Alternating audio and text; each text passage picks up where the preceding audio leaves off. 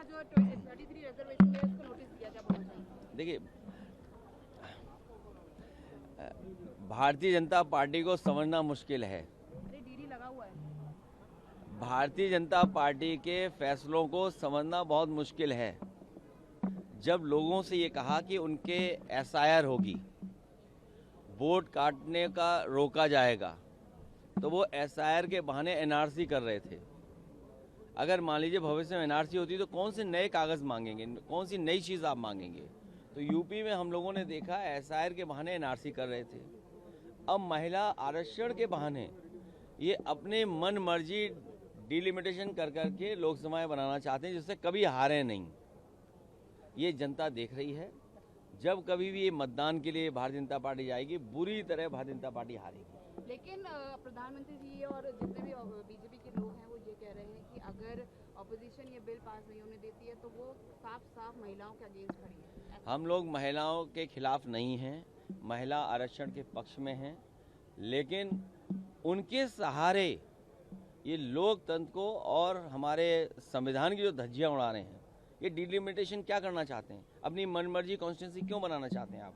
आसाम में देखा लोगों ने कि किस तरह कॉन्स्टिट्यूंसी बनी है, जम्मू कश्मीर में देखा किस तरह कॉन्स्टिट्यूंसी बनाई। आपने स्टेटहुड का सबको वादा किया, लेह लद्दाख को वादा किया आपने, जम्मू कश्मीर को वादा किया, आप कहाँ खड़े उतरे?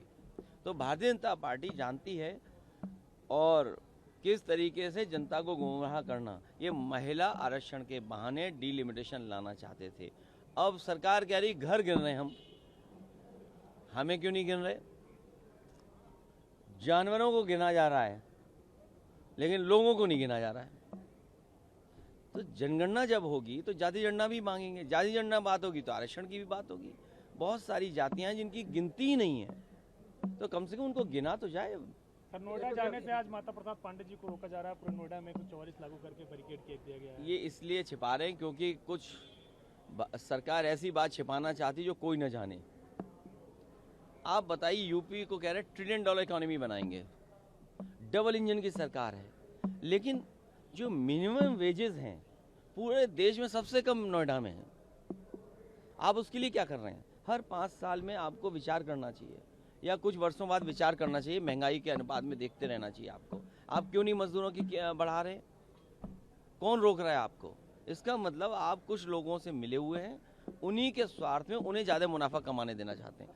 मुनाफा ज़्यादा कमाना, भ्रष्टाचार करना, चंदा लेना, ये सब महंगाई बढ़ा रहा है। अखिलेश जी, कल जिस तरह से प्रधानमंत्री ने कहा कि अखिलेश जी कभी कभी मदद करते रहते हैं, तो क्या सरकार ने संपर्क किया है? देखिए, हम तो आपसे बात करके भी मदद कर रहे हैं, आपकी मदद नहीं हो रही क्या?